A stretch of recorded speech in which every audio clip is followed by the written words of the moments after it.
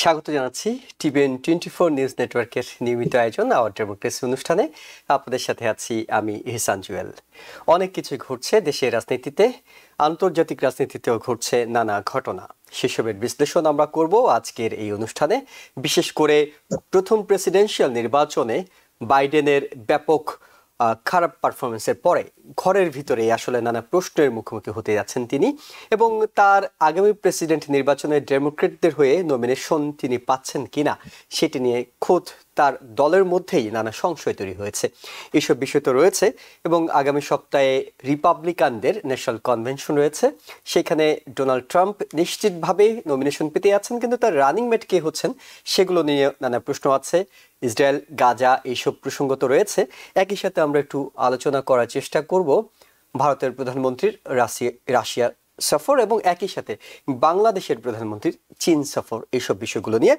আমাদের hour democracy অনুষ্ঠানে আজকে অতিথি হিসেবে যোগ দিয়েছেন নিউ জার্সির প্লেন্স বোরোর কাউন্সিলম্যান ডক্টর নুন নবী, এবং একই সাথে আছেন পলিটিক্যাল অ্যানালিস্ট ও টেকনোলজিস্ট আয়েশা দেওয়ান।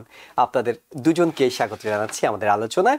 আমরা যে বিষয়টি নিয়ে শুরু করতে চাই, যেটি নিয়ে গত কয়েকদিন ধরেই কথা হচ্ছে, বিশেষ করে প্রথম প্রেসিডেন্সিয়াল নির্বাচনে বাইডেন যে দুর্বল পারফরমেন্স করেছেন, এরপরে খোদ তার দলের মধ্যেই কিন্তু এই বিষয়গুলো নিয়ে সংশয় তৈরি হয়েছে। তার দলের অনেকেই তাকে সরে যেতে বলছেন, প্রকাশ্যে বলছেন, দলের ভিতরে আভ্যন্তরীণ মিটিংয়ে বলছেন। ডক্টর নুরুন নবী, আপনার কাছে প্রথম যে প্রশ্নটি করতে চাই সেটি হলো, আজকে কিন্তু হাউস ডেমোক্রেট এবং সেনেট ডেমোক্রেট তারা রুদ্ধদ্বার কিছু বৈঠক করেছেন। সেইখানে বিশেষ করে হাউস ডেমোক্রেটদের যে বৈঠকটি হয়েছে, বলা হচ্ছিল যে সেটি হতাশায় ভরা ছিল। অনেকে হয়তো ওপেনলি মুখ খুলে কথা বলেননি, কিন্তু 7 জন রিপ্রেজেন্টেটিভ এর মধ্যেই বাইডেনকে সরে যাওয়ার কথা বলছেন। বাকিরা খুব একটা বাইডেনের পক্ষ বিপক্ষ নেননি, যদিও মাইনরিটি হাউস লিডার হাকিম জেফরিস তিনি আগেই ঘোষণা দিয়েছেন তিনি বাইডেনের পক্ষে আছেন। এই যে ঘটনাগুলো ঘটছে, আবার সেনেটেও যে বৈঠকটি হয়েছে সেখানে স্পষ্ট করে প্রকাশ্যে কোনো সেনেটর বাইডেনের বিপক্ষ নেননি, তবে 3 জন সেনেটর সিএনএনকে তারা জানিয়েছেন তারা আসলে বাইডেনের জয়ের ব্যাপারে আশাবাদী হতে পারছেন না। এই যে ঘরের ভিতরে এত কিছু হচ্ছেন, শেষ পর্যন্ত বাইডেন সামাল দিতে পারবেন তো?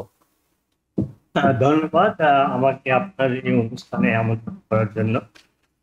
বাইডেনের ডিবেটের যে পারফরমেন্স সেটা তো খুবই খারাপ ছিল, এতে কোনো সন্দেহ নেই, এবং আমি নিজে দেখেছি, আপনারা দেখেছেন, সেখানে চিন্তিত হওয়ারই কথা। কিন্তু ওভারঅল ডেমোক্রেটিক পার্টির একটা প্রসেস আছে। বাইডেন প্রেসিডেন্ট, সে প্রাইমারিতে পাশ করে নমিনেশন পেয়েছে, তার এনাফ ডেলিগেট হয়েছে, still he is the nominee. এখন পারফরমেন্সের বেসিসে অনেকের কনসার্ন হওয়া সেটা স্বাভাবিক। আমি নিজে একজন ডেমোক্র্যাট, এবার আমি ইলেকশন করব নভেম্বরে, একই সময়ে ওই প্রেসিডেন্সিয়াল ব্যালটে আমারও নাম থাকবে। তো আমার নিজেরও কনসার্ন যে ডাউন ব্যালটে যদি বাইডেন কম ভোট পায়, আমি হয়তো কম ভোট পেতে পারি। তো এই কারণেই কিছু কিছু ডেমোক্রেটিক লিডার বা কংগ্রেসম্যান, সিনেটর যারা এবার ইলেকশন করছে, যাদের অবস্থা অত স্ট্রং না, তাদের কনসার্ন হওয়া স্বাভাবিক, ডাউন ব্যালটের একটা এফেক্ট হতে পারে। কিন্তু এদের সংখ্যা কত?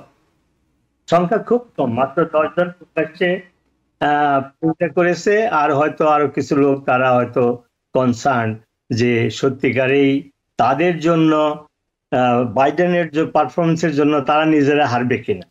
তো অল পলিটিক্স আর লোকাল একটা কথা আছে, তো সেই জন্য তাদের কনসার্ন হওয়া স্বাভাবিক। কিন্তু আমি মনে করি ওভারঅল এইটাতে এফেক্ট হবে না।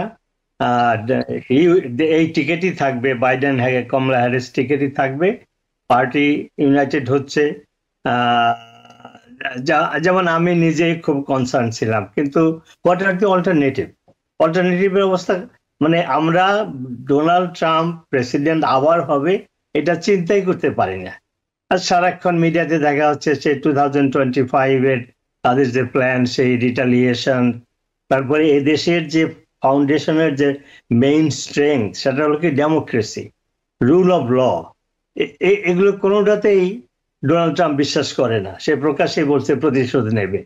তো এই সমস্ত কারণে যখন মানুষ ব্যালটে ভোট দিতে যাবে, তখন নিশ্চয়ই তাদের সামনে যদি আমরা দুটো সিনারিও প্রেজেন্ট করতে পারি, যে ডোনাল্ড ট্রাম্প, তাকে আমরা দেখেছি তার কি পলিসি, আর সারা জীবনের বাইডেনের যে অর্জন, তার যে পলিসি, ইভেন ইভেন এই গত 4 বছরের প্রেসিডেন্সিতে সে অনেক ভালো কাজ করেছে। অর্থনৈতিক অবস্থার বিভিন্ন বিষয়ে এগুলা বিস্তারিত আলোচনা করা যেতে পারে।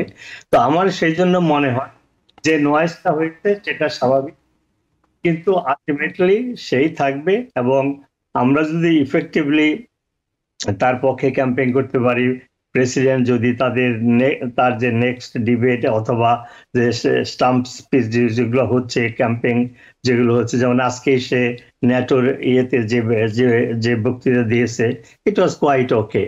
তো সেই সমস্ত কারণে আমি মনে করি এই নয়েজ থাকবে না, কারণ উই হ্যাভ নো অল্টারনেটিভ। অনেকেই বলে যে মানে মন্দের ভালো, টু ইভিলস এর মধ্যে এই প্রশ্নটি ডক্টর নুরনবী আপনাকে করতাম যে আপনি নিজে একজন ডেমোক্রেট সমর্থক, আপনি নিজেই স্বীকার করছিলেন আপনার মধ্যেই সংশয় তৈরি হয়েছে, কিন্তু পরবর্তীতে যখন আপনি মুদ্রার উল্টো পিঠে ট্রাম্পকে বসাচ্ছেন তখন গিয়ে আপনি কোনো বিকল্প খুঁজে পাচ্ছেন না। তার মানে কি এইবারে নির্বাচনটা মন্দের ভালোর জন্যই আপনারা বাইডেনকে নিচ্ছেন, পুরোপুরি আস্থায় না নিয়ে মন্দের ভালোটাকেই গুরুত্ব দিচ্ছেন?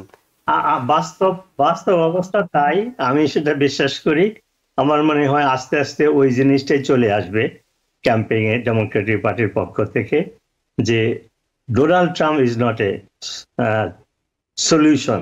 কারণ যে কথাটা আমি হয়তো পরে বলতাম, এখনই বলতেছি, এই এই দেশের ফাউন্ডেশনটা কি, সেটা হলো ডেমোক্রেসি এবং রুল অফ ল।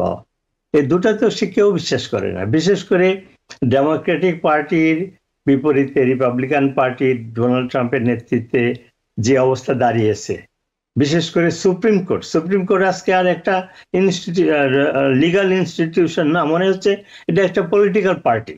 তাদের যে সিদ্ধান্তগুলো, বিশেষ করে ডোনাল্ড ট্রাম্পকে ইমিউনিটি দেওয়ার জন্য যে সিদ্ধান্ত তারা নিয়েছে, এইটার ফলে কি দাঁড়াবে, যে ডেমোক্রেসিতে রুল অফ ল, যে আইনের ঊর্ধ্বে কেউ নাই, এটা আমরা সবাই বলি, সব দেশেই আছে, বিশেষ করে যারা ডেমোক্রেটিক কান্ট্রি।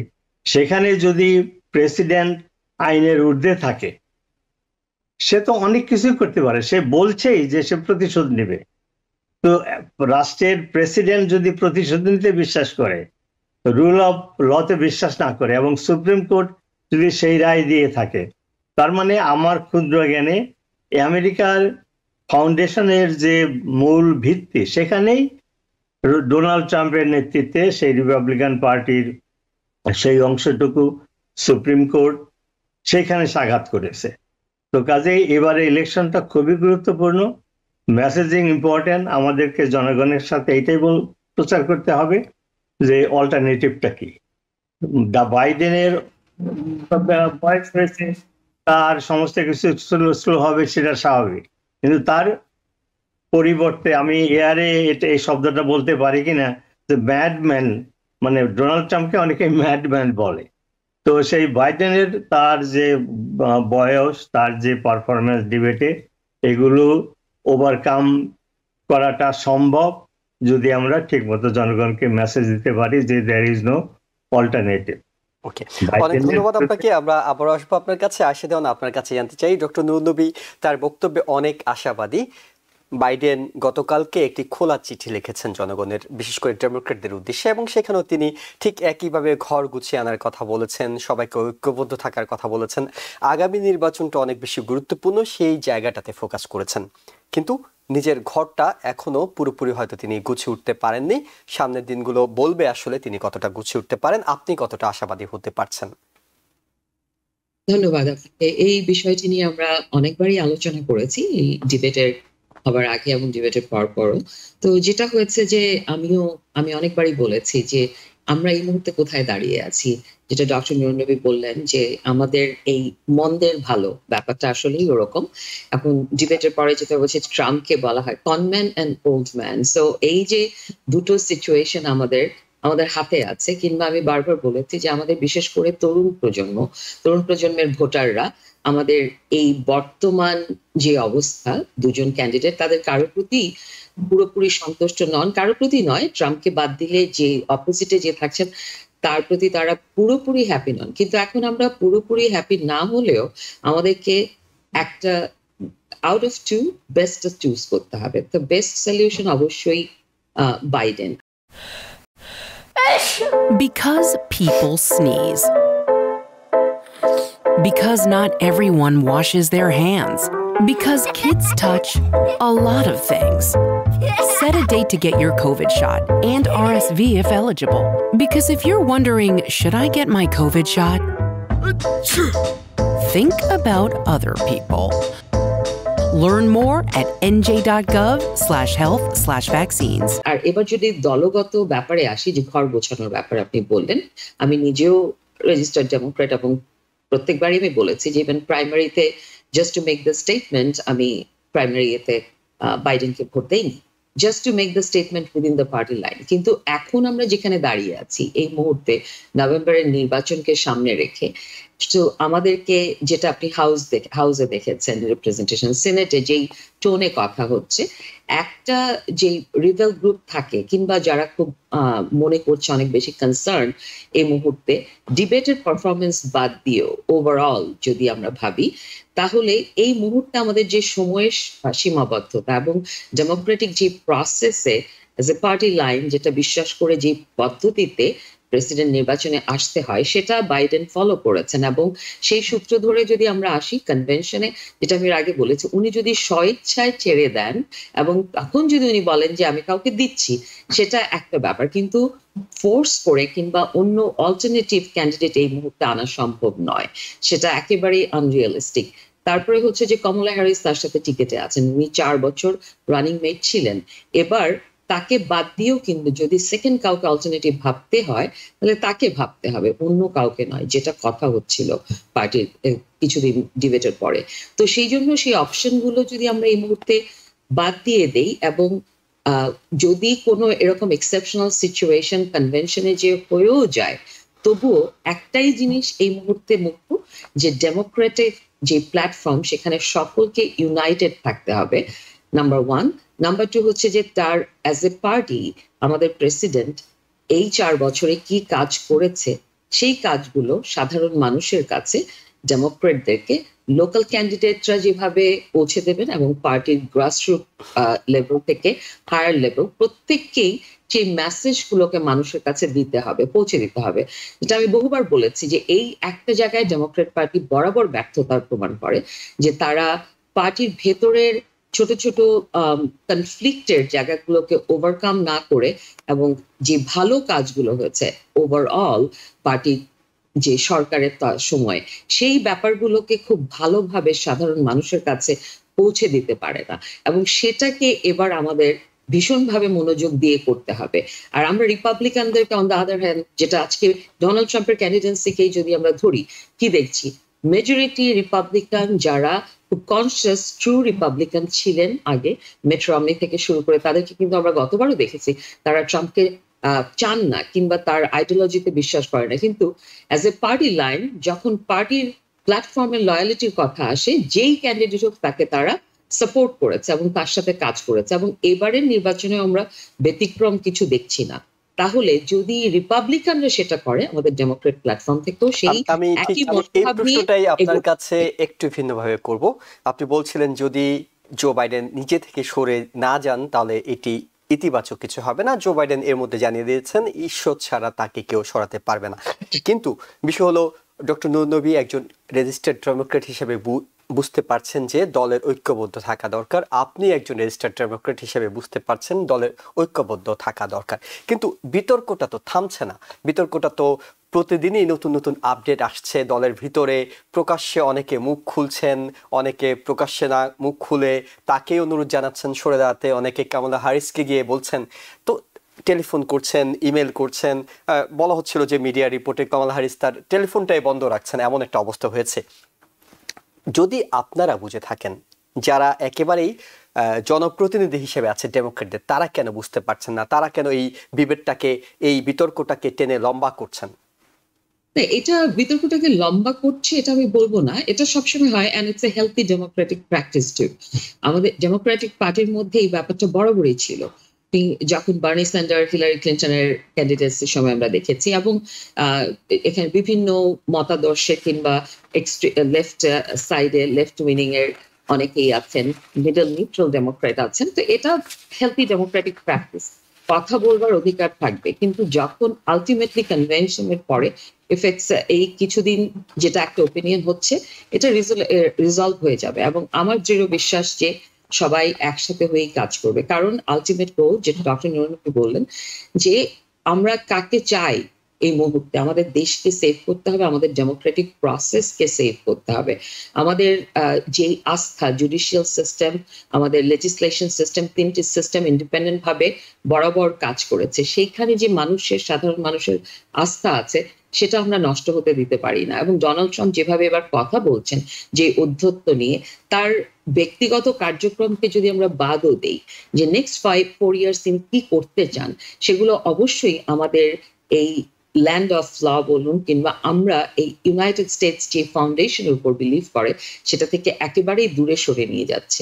তো এটা নিশ্চয়ই আমাদের কাছে কাম্য নয়।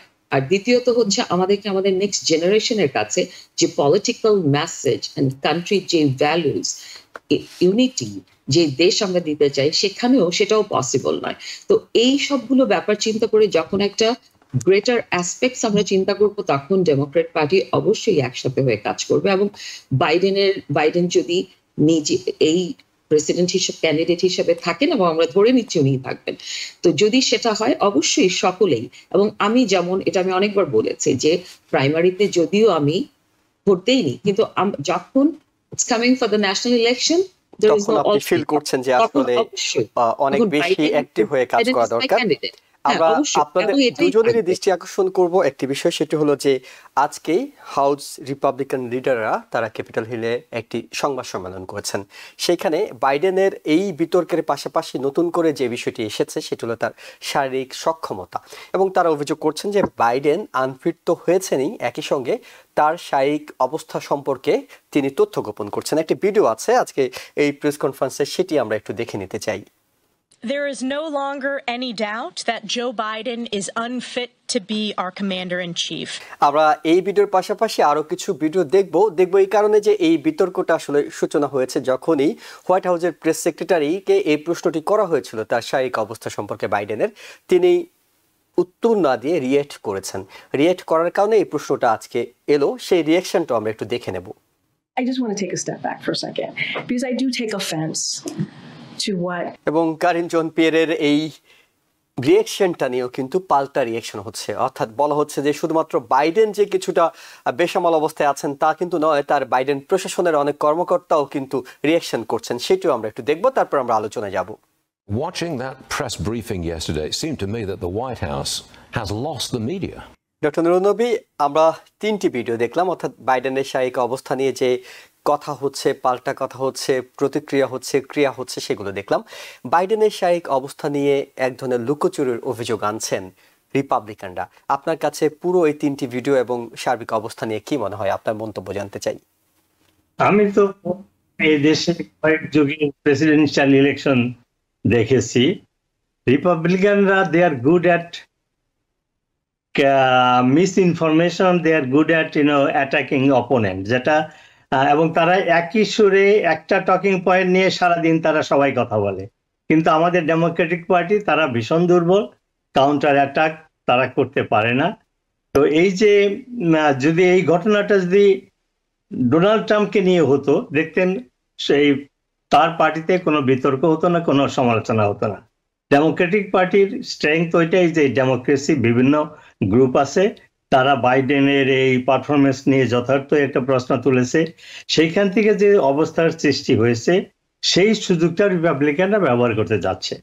প্রেসিডেন্টের স্বাস্থ্যের ব্যাপারে প্রেস সেক্রেটারি স্পষ্ট বলেছে যে নিউরোলজিস্ট যখন প্রেসিডেন্টের অ্যানুয়াল ফিজিক্যাল টেস্ট হয় তখন সে প্রেজেন্ট থাকে, সবসময় থাকে।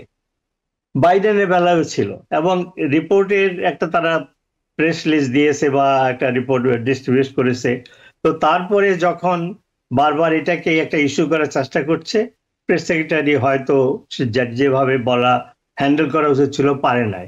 কিন্তু এইটাকে একটা ইস্যু করা, নেগেটিভ ক্যাম্পেইন করা রিপাবলিকানরা তারা এই অতীতেও করেছে, এবারও তারা করবে। আমাদের পার্টিকে আমাদের উচিত হবে, যেটা আগেই আমি বলেছি, মিস দেওয়ানও বলেছেন, যে আমাদেরকে ঐক্যবদ্ধ থাকতে হবে এবং পজিটিভ জিনিসগুলো ফোকাস করতে হবে। দেখেন, প্রেসিডেন্টের প্রেস কনফারেন্সের পরে, প্রেসিডেন্সিয়াল প্রেস কনফারেন্সের পরে যে মিথ্যা কথাগুলো বলেছে ডোনাল্ড ট্রাম্প, যে তার যে অ্যাক্টিভিটিগুলো, সেগুলো নিয়ে আলোচনা হওয়ার কথা ছিল। কিন্তু আমাদের দুর্ভাগ্য, বাইডেনের পারফরমেন্সের ফেইলারের জন্য এখন এই কয়েক সপ্তাহ যাবত শুধু বাইডেনকে নিয়ে আলোচনা হচ্ছে। প্রথমত ডিবেট, এখন আবার আরেকটা হেলথ ইস্যু তোলা হচ্ছে, এবং রিপাবলিকান পার্টি বাইডেনের পিছনে, ডোনাল্ড ট্রাম্পের পিছনে দাঁড়িয়ে তারা সবাই একই সুরে ক্যাম্পেইন করছে যে Biden is not fit for president ইত্যাদি ইত্যাদি। তো মানে যখন প্রোপাগান্ডা হয় তখন কি করতে হয়? ইটস ভেরি সিম্পল, যে বেশি লাউডার হবে সেই তত অ্যাটেনশন পাবে। কিন্তু ডেমোক্রেটিক পার্টি, আমাদের নেচারই হলো গণতন্ত্রকে রক্ষা করা, যার যে মতামত আছে সেটা প্রকাশ করা। এটা করতে গিয়ে আমি একটা এক্সাম্পল দিতে চাই। কেনেডি, সিনেটর কেনেডি যখন ইয়েকে চ্যালেঞ্জ করলো প্রাইমারিতে, জিমি কার্টারকে, তাকে অনেক দুর্বল করে ফেলেছিল। তার ফলে হলো কি, যে ল্যান্ডস্লাইড ভিক্টরি হলো রিপাবলিকানদের। তো এখন আমরা যদি ঐক্যবদ্ধ না হই এবং প্রত্যেকটা রিপাবলিকান পার্টির অ্যাটাককে যদি আমরা কাউন্টার অ্যাটাক না করি, আমরা সত্যটাকে সামনে নিয়ে না আসি, ডোনাল্ড ট্রাম্পের এগেনস্টে বাইডেনের যে পার্থক্য, বাইডেনের যে অর্জন, সেগুলো সামনে না নিয়ে আসি, তো আমাদের অনেক সিচুয়েশন আরো খারাপ হতে পারে। আমার একটা শঙ্কা আছে, আমরা কিছু অশনি সংকেত হয়তো অপেক্ষা করছে। আয়েশা দেওয়ান, আপনার কাছে জানতে চাই, রেজিস্টার্ড ডেমোক্রেট হিসেবে নয়, রাজনৈতিক বিশ্লেষক হিসেবে, ডক্টর নুরুন নবী যেটি বলছিলেন যে রিপাবলিকানরা ইস্যু তৈরি করছেন, আপনার কাছে কি মনে হয় এটি স্রেফ ইস্যু, নাকি এটি আসলে একটা ফ্যাক্টর যে বাইডেন শারীরিকভাবে কতটা যোগ্য? যদি যোগ্যই হন, যদি তার সব রিপোর্ট সঠিকই থাকে, তবে তিনি যে কথাগুলো বলা হচ্ছে যে শারীরিক সক্ষমতার পরীক্ষা, মানসিক সক্ষমতার পরীক্ষা, সেই সব চ্যালেঞ্জ কেন নিচ্ছেন না? এটা আমি বলবো, তার শারীরিক সক্ষমতা আছেন কিংবা মানসিক সক্ষমতা আছেন কিনা, অবশ্যই এটা ফিজিশিয়ান থেকে তাদের ক্লারিফিকেশন টেস্ট করা হচ্ছে, দেখা হচ্ছে। কিন্তু এই আমরা যেখানে দাঁড়িয়ে আছি কিংবা পলিটিক্যাল সিচুয়েশনে দুই ক্যান্ডিডেট যেখানে আছে, এটা কি প্রেসিডেন্সিয়াল ক্যান্ডিডেট হবার জন্য এই কথাটা যদি আসে, তাহলে তো ট্রাম্পকেও করতে হবে একই জিনিস, মেন্টাল অ্যান্ড ফিজিক্যাল টেস্ট। এবং যেভাবে বিগত দিনে আমরা দেখেছি যে ট্যাক্স স্টেটমেন্ট পাবলিশ করতে হতো ক্যান্ডিডেটদের, যেটা ট্রাম্প তখন চ্যালেঞ্জ করেছিলেন এবং করেননি, এবং আজ পর্যন্ত সেটা কেউ দেখেনি। তো একইভাবে কারো ফিজিক্যাল রিপোর্ট কিংবা তার মেন্টাল হেলথ কন্ডিশন নিয়ে যদি কথা ওঠে, সেটাতে কোনো ক্যান্ডিডেটই কিন্তু এখানে অব্লিগেটেড নয় যে তার সেই রিপোর্ট পাবলিক করতে হবে। এবং সেখানে আমার আপনার অনেকেরই নানান রকমের শারীরিক জটিলতা থাকতেই পারে, এবং সেটা আন্ডার দ্য ট্রিটমেন্ট কিংবা সেটার যোগ্য চিকিৎসার মধ্যেই থাকবে যথাযথ। সেটা নিয়ে নিশ্চয়ই এটা তার প্রেসিডেন্সিয়াল ক্যান্ডিডেট হবার ব্যাপারে চ্যালেঞ্জ হতে পারে। সেটা আমার মনে হয় না এটাকে আমরা যত বড় করে ফ্যাব্রিকেট করছি অ্যাজ জেনারেল পিপলের মাথায় আমরাই কিংবা একটা গুটি সংখ্যক কথা বলে দিচ্ছি। আর রিপাবলিকানরা এটা খুব ভালো করেন, প্রোপাগান্ডা নয়, ইভেন নেগেটিভ ক্যাম্পেইন ভীষণ ভালো করতে পারেন। আর এই সূত্র ধরে আমি বলবো যে এই যে ডিবেটের পরে আমরা বাইডেনের পারফরমেন্স নিয়ে অনেক কথা বলেছি, কিন্তু ডোনাল্ড ট্রাম্পের পারফরমেন্স নিয়ে কত বিতর্ক হয়েছে। রিপাবলিকান পার্টি থেকে কথা বলেছে, বলেনি। ইভেন ডেমোক্রেট সাইড থেকে কিংবা নিউট্রাল প্ল্যাটফর্ম থেকে যেগুলো ফ্যাক্ট চেক করা হয়, যে কতগুলো মিথ্যে স্টেটমেন্ট দিয়েছেন এবং কতখানি ভিত্তিহীন কথা বলেছেন, সেগুলো নিয়ে আমরা মিডিয়াতে কত আলোচনা শুনিনি সেরকম ভাবে।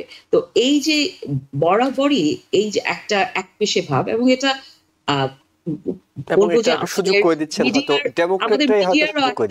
মিডিয়ারও একটা দুর্বলতা আছে, কারণ এটা হয়তো এই মুহূর্তে হট সেলিং পয়েন্ট যে বাইডেন কিভাবে পারফরমেন্স করছে, কারণ সেটা নিয়ে সবাই কনসার্ন। অনেকেই আমরা ধরেই নিচ্ছি যে ট্রাম্প আসছে না নির্বাচনে, কিন্তু বাইডেন আসলে আমরা কি আসলেই চাই না চাই, এই যে একটা নেগেটিভ ক্যাম্পেইন কিংবা নেগেটিভ মিডিয়া পাবলিসিটি শুরু হয়েছে, এটা আলটিমেটলি আমি বলবো যে ফ্রম দ্য পলিটিক্যাল অ্যাসপেক্টস যদি আমরা দেখি, আমাদের দেশের জন্য এই মুহূর্তে এটা অবশ্যই কোনো ইতিবাচক এবং নিঃসন্দেহে রিপাবলিকানরা যেটা করছেন তার সুযোগটা ডেমোক্রেটরাই অনেকটা করে দিচ্ছেন তাদের এই প্রোপাগান্ডাটা চালানোর। আমরা ট্রাম্পের দিকে একটু আলো ফেলতে চাই, কারণ এই বিতর্কটা যখন বাইডেনের থাকা না থাকা নিয়ে ট্রাম্পের এখন পর্যন্ত কোনো মন্তব্য পাওয়া যায়নি, কিন্তু প্রথমবারের মতো তিনি ফক্স নিউজে কথা বলেছেন এই বিষয়টা নিয়ে। আমরা সেই কথাগুলো একটু শুনে তারপর আলোচনায় যাব। It looks to me like he may very well stay in. He's got an ego and he doesn't want to quit. Doctor Nurnabi, আমরা শুনছিলাম যে জো বাইডেন এবং কামালা হ্যারিসকে নিয়ে আগামী নির্বাচনের বিষয়ে ডোনাল্ড ট্রাম্প কি বলছিলেন আসলে তার সাক্ষাৎকারে। এর পাশাপাশি আপনার কাছে জানতে চাইবো যে সামনেই তো আসলে রিপাবলিকান ন্যাশনাল কনভেনশন, সেইখানে ট্রাম্প অনেকটাই নিশ্চিতই বলা যায় তার রানিং মেট নিয়ে কথা বলা হচ্ছে। এই সার্বিক পরিস্থিতিটি নিয়ে অর্থাৎ রিপাবলিকান ন্যাশনাল কনভেনশনে কি আসতে পারে কিংবা এখানকার আউটপুটটা কি হতে পারে, এই বিষয়টি আপনার কাছে জানতে চাই। আমাদের উচিত as a Democrat, as a future, as a concern citizen of USA, যে আমেরিকার ভবিষ্যৎ কি হবে ডোনাল্ড ট্রাম্প যদি প্রেসিডেন্ট আবার হয়, সেটা নিয়ে আলোচনা আমাদের করা উচিত। তাহলে আমরা জনগণের একটু সেবা করতে পারবো। সেটা হলো কি, ডোনাল্ড ট্রাম্পের এই যে কোভিডের ব্যাপারে যে ডিনায়াল, যে কোভিড ইজ এ হোক্স, তারপরে এনভায়রনমেন্টাল ইস্যু, যে না এটা সায়েন্টিস্টদের এটা creation, there is no real reason. আর এই দেশে যে শত বছর যে একটা 50 বছর যে একটা আইন ছিল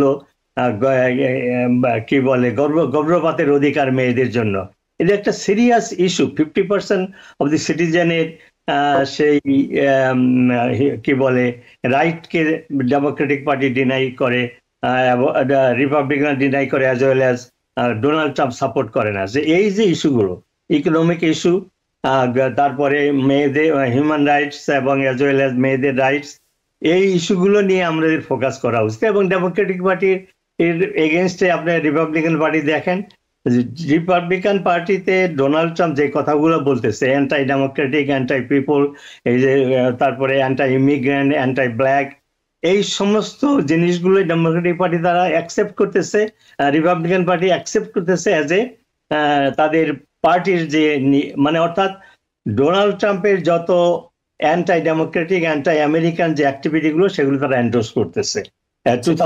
আমাদের সময় একটু কমে আসবে, এই কারণে আমরা একটু আশা দেওয়ান শেষ করছি। তো এগুলোই রিপাবলিকান পার্টির কনভেনশনে সবাই তাকে সাপোর্ট করবে।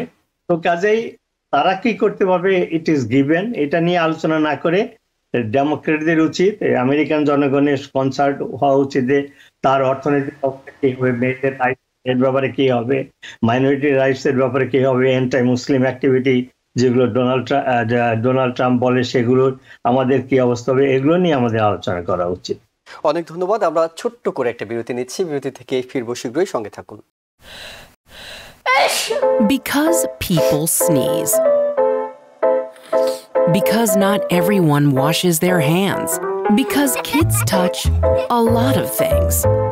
Set a date to get your COVID shot and RSV if eligible. Because if you're wondering, should I get my COVID shot? Think about other people. Learn more at nj.gov/health/vaccines. আবারও স্বাগত জানাচ্ছি hour democracy অনুষ্ঠানে। আমরা বিরতির আগে কথা বলছিলাম দেশের রাজনৈতিক পরিস্থিতি নিয়ে, তবে একটু দৃষ্টি ফেরাতে চাই দেশের বাইরে। আমরা বাংলাদেশ প্রসঙ্গে জানতে চাই ডক্টর নূরনবী আপনার কাছে। সেটা হলো যে প্রধানমন্ত্রী শেখ হাসিনা তিনি এখন চীন সফর করছেন এবং 2024 সালে নির্বাচনে জয়লাভের পর ভারতের পর এই প্রথম কোনো দ্বিপাক্ষিক সফরে তিনি দ্বিতীয় দেশ হিসেবে চীনে গেলেন। দুটি আসলে বাংলাদেশের জন্য খুবই গুরুত্বপূর্ণ, ভারত চীন দুটি। কিন্তু চীনের দিকে আমরা সবসময় তাকিয়ে থাকি, অর্থাৎ সহযোগিতার জন্য, আর্থিক সহযোগিতার জন্য তাকিয়ে থাকি, নানাভাবে তাকিয়ে থাকি, এবং এখন পর্যন্ত বাংলাদেশের সবচেয়ে বড় বিনিয়োগটাও চীনেরই। এরই প্রেক্ষিতে প্রধানমন্ত্রীর সফরটা কতটা গুরুত্বপূর্ণ? এটা অত্যন্ত গুরুত্বপূর্ণ। ইংরেজিতে একটা কথা আছে, you can't choose your neighbour. Bharat এবং চায়না আমাদের নেইবার, ওই অঞ্চলে আমরা বাস করি। আমাদের অর্থনৈতিক স্বার্থে, রাজনৈতিক স্বার্থে এই দুই দেশের সাথে আমাদের সুসম্পর্ক গড়ে তুলতে হবে। বিশেষ করে ফিজিক্যাল অ্যাপ্রক্সিমেটির জন্য বাংলাদেশ থেকে ভারতে বা ভারত থেকে বাংলাদেশে বা বাংলাদেশ থেকে চায়নায় যে ব্যবসা বাণিজ্য, জিনিসপত্র আদান প্রদান, ক্যারিং কস্টও আমরা যদি বিবেচনা করি, তাহলে এই দুই দেশের সাথে আমাদের বাণিজ্য সম্প্রসারণ করলে সেটার আমাদের সুবিধা, অর্থনৈতিকভাবে সুবিধা হয়।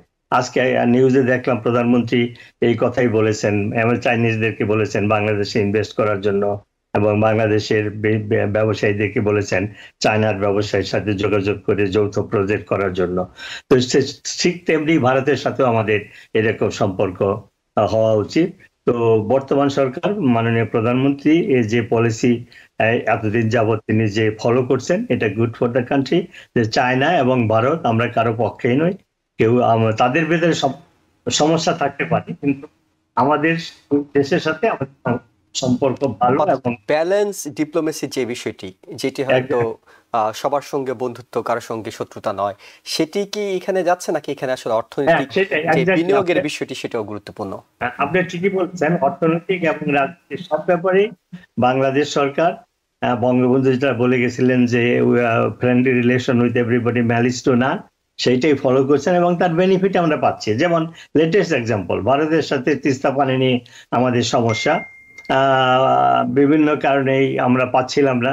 যখন চায়না এগিয়ে আসলো, একটা প্ল্যান দিল, মাস্টার প্ল্যান দিল তিস্তা ব্যারেজের অল্টারনেটিভ, তখন এখন শুনতে পাচ্ছি যে ইন্ডিয়াও ইন্টারেস্টেড, এবং চায়নার অ্যাম্বাসাডার প্রধানমন্ত্রী পিকিং এ যাওয়ার আগে প্রেস কনফারেন্সে ঢাকাতে বলেছেন যে ভারত যদি এই প্রকল্পে, চায়নার প্রকল্পে যদি আসতে রাজি হয় তাদের কোনো আপত্তি নেই। This is a good sign. Ultimately কি হবে জানি না, কিন্তু পাবলিকলি অন্তত চায়না এবং ইন্ডিয়া তারা এখন ইন্টারেস্ট দেখাচ্ছে এই তিস্তা ব্যারেজে, এই যে মহাপ্রকল্প যেটা, সেটাকে অংশগ্রহণ করার জন্য। সো এটাই প্রমাণ হয় যে শেখ হাসিনার বৈদেশিক পলিসি, যে malice two naan, friendship with everybody, it is working for our benefit. সেটা আপনার কাছে যেটি জানতে চাই সেটি হলো, আমরা বাংলাদেশের স্বার্থ তো শুনলাম, কিন্তু বাংলাদেশের সাথে সুসম্পর্কে রেখে যখনই রিজার্ভ সংকট হয় তখনই আর্থিক সহায়তা দিয়ে সবচেয়ে বেশি বিনিয়োগ করে চীনের আসলে ইন্টারেস্টটা কি এখানে? চীনের অবশ্যই, চীন আমরা জানি বরাবরই, চীন কিন্তু আপনি বিশ্ব জুড়ে চীনের যে ভূমিকা বিভিন্ন দেশে আমরা যেটা দেখি যে অর্থনৈতিকভাবে তারা সবচেয়ে বেশি ভূমিকা পালন করে। রাজনীতির মঞ্চে কিংবা রাশিয়া কিংবা বড় বড় স্ট্রং পাওয়ার, যেভাবে আমেরিকা, রাশিয়া পৃথিবীর বিভিন্ন দেশে তাদের ইনফ্লুয়েন্স কিংবা ইন্টারফারেন্স করে, সেরকম ভাবে কিন্তু কখনোই চায়না করে না। এবং চায়না সবসময় ব্যাক এন্ডে কাজ করে, বিশেষ করে অর্থনৈতিক ক্ষেত্রে। তো সেখানে অবশ্যই তাদের তো স্বার্থ থাকবেই, এবং তারা যেটা সাউথ এশিয়াতে, আমি বলবো সাউথ ইস্ট এশিয়াতে দুটো দেশকেই সবচেয়ে বেশি গুরুত্ব দেওয়া হচ্ছে, যে ভারত এবং চীন, এবং বিশেষ করে চীন সারা বিশ্ব জুড়েই, এবং আমেরিকার সাথেও আমাদের যেই ট্রেড পলিসি এবং সেসব জায়গায় আমরা দেখছি যে আমরা চীনের সাথে অনেকখানি নমনীয়তা নিয়ে এবং ডিপ্লোমেসি মেনটেন করতে হচ্ছে, যদিও মাঝে মাঝে বিভিন্ন রকমের স্নায়ু যুদ্ধ হচ্ছে কিংবা হট কনভারসেশন হয়, কিন্তু অর্থনীতির ব্যাপারটি যখন আসে আমরা একে অন্যের উপর নির্ভরশীল। তো একইভাবে সেই জন্যই চায়না অফকোর্স বাংলাদেশের যেই বিনিয়োগ, সেখানে তাদের একটা বিরাট স্বার্থ আছে, থাকবেই। এবং এই সাবকন্টিনেন্টে যেটা বললেন যে বাংলাদেশ অর্থনৈতিকভাবে এখন বুমিং ইকোনমি, এবং অবস্থানগত দিক থেকে তারা যেখানে আছে আমাদের দেশ, সেখান থেকে তারা বিভিন্ন এই সাবকন্টিনেন্টের কাছাকাছি অন্যান্য ছোট দেশগুলোতে অর্থনৈতিক বিনিয়োগ এবং বিভিন্ন দিক থেকে বাংলাদেশ ইনফ্লুয়েন্স করতে পারে। এবং চায়না যদি বাংলাদেশে তাদের বিনিয়োগের খাতটিকে মজবুত করতে পারে বিভিন্ন দিক থেকে, এবং সরকারের যথার্থ বন্ধু হয়ে ওঠেন, সেখানে অবশ্যই তাদের একটা বিনিয়োগের সাথে সাথে তো আসলে ভূ রাজনৈতিক একটা প্রভাব বিস্তারেরও বিষয় থাকে। আমরা হয়তো খুব একটা বিস্তারিত আলোচনা যেতে পারছি না, কিন্তু তারপরে যে প্রসঙ্গটা যেতে চাই ডক্টর নুর নবী, সেটা হলো ভারত এবং রাশিয়ার সম্পর্কের বিষয়টি। বিশেষ করে ভারতের প্রধানমন্ত্রী এখন রাশিয়া সফর করছেন, যদিও গত শুক্রবারে হাঙ্গেরির প্রধানমন্ত্রী যখন রাশিয়া সফর করছেন ইউরোপের একটি দেশ হিসেবে, তখন কিন্তু ইউরোপের পশ্চিমা দেশগুলো তারা কিন্তু তাকে অনেকটা বিশ্বাসঘাতক বলছেন। সেখানে নরেন্দ্র মোদী এখন রাশিয়া আছেন। এই সফরটা, অর্থাৎ রাশিয়া এবং ভারতের সম্পর্কে যে ঘনিষ্ঠতা, সেটা আমেরিকার দৃষ্টিকোণ থেকে কিভাবে দেখবেন? এই ভারত এবং রাশিয়ার সম্পর্ক অনেক গভীর এবং ঐতিহাসিকভাবে তারা পরস্পরের বন্ধু। যখন ইন্ডিয়া ইকোনমিক এত বড় পাওয়ার ছিল না, তাদের প্রভাব এত বেশি ছিল না মিডল ইস্ট অন্যান্য জায়গায়, তখন আমেরিকা অনেকটা ধমকে সুরেই ইন্ডিয়াকে মাঝে মধ্যে তারা উপদেশ দিত। কিন্তু এখন আমেরিকা ভারতকে একজন চায়নার বিরুদ্ধে রাজনীতি করতে গিয়ে বা তার চায়নাকে মোকাবেলা করার জন্য ভারতকে পাশে পেতে চায়, বন্ধু হিসাবে পেতে চায়। তো সেই জন্য ইউক্রেন রাশিয়ার যুদ্ধের ফলে ভারত যেভাবে ইন্ডিয়াকে চেয়েছিল, ইন্ডিয়া সেটা করবে না ঐতিহাসিক কারণে। এবং এটা হাঙ্গেরিকে তারা ধমক দিতে পারে, কারণ হাঙ্গেরি একটা ছোট দেশ, পশ্চিমা বলয়ের ভিতরে তারা, কিন্তু ভারতকে ওইভাবে ট্রিট করতে পারবে না হাঙ্গেরির মতো। তারা এটা পছন্দ না করলে তাদেরকে সহ্য করতে হবে, কারণ ভারতের অবস্থানটা ইন্ডিপেন্ডেন্ট। বিশেষ করে বাংলাদেশের ব্যাপারেই আমেরিকা ইচ্ছা করলেই বাংলাদেশের বিরুদ্ধে যেতে পারে না, যে গত ইলেকশনে যেভাবে চেষ্টা করেছিল, আমি ডাইরেক্টলি ইনভলভ ছিলাম, কিন্তু আলটিমেটলি ভারতের অ্যাডভাইসের জন্য তারা বাংলাদেশের ইলেকশনে ইন্টারফারেন্স করতে পারে নাই। হঠাৎ করে অ্যাম্বাসেডার মনে হলো যে পিটার হ্যাস মনে হলো যে সে বোধহয় একজন বিরোধী দলের নেতা, হঠাৎ করে ইলেকশন আগে 2 সপ্তাহের জন্য সময়টাতে অনেক কিছু ঘটেছে। আসলে একেবারে শেষ মিনিটে আছি আমরা, আপনার কাছে এই বিষয়টা জানতে চাই। সেটা হলো যেখানে আমেরিকা ভারতকে বন্ধুই মনে করে, কিন্তু রাশিয়ার ইস্যুতে গিয়ে দেখা গেল ভারত এখন পর্যন্ত রাশিয়ার বিরুদ্ধে যে বাণিজ্যিক নিষেধাজ্ঞা সেটিও ভারত মানছে না। বলা হচ্ছে যে বরং আগের চেয়ে অনেক বেশি অপরিশোধিত তেল ভারত রাশিয়া থেকে বেশি আমদানি করছে ভারত এবং চীন। এবং এখন পর্যন্ত রাশিয়ার ইউক্রেনে হামলার ব্যাপারেও ভারত কোনো নিন্দা জানায়নি। এই অবস্থায় আসলে সবই কি স্বার্থের রাজনীতি, স্বার্থের ডিপ্লোমেসি, নাকি অন্য কিছু আছে? এটা তো অবশ্যই কিছুটা, তো বিরাট একটা অংশ জুড়ে তো স্বার্থের রাজনীতি থাকবেই। আর যেটা হচ্ছে, এখন আমরা একটা গ্লোবাল ইন্টারডিপেন্ডেন্ট সোসাইটিতে বাস করি। ইন্ডিয়া যেমন রাশিয়ার সাথে সম্পর্ক কখনোই খারাপ করবে না, এবং তারা এখন অতখানি বলিষ্ঠ যে নিজের মতামত দিতে সক্ষম, কারো ভয়ের তোয়াক্কা না করে। একইভাবে আমেরিকা যে জায়গায় আছে, আমেরিকার ইন্ডিয়াকে প্রয়োজন, সেটা সাবকন্টিনেন্টের ডমিনেশনের জন্য হোক কিংবা অর্থনৈতিক কারণে হোক।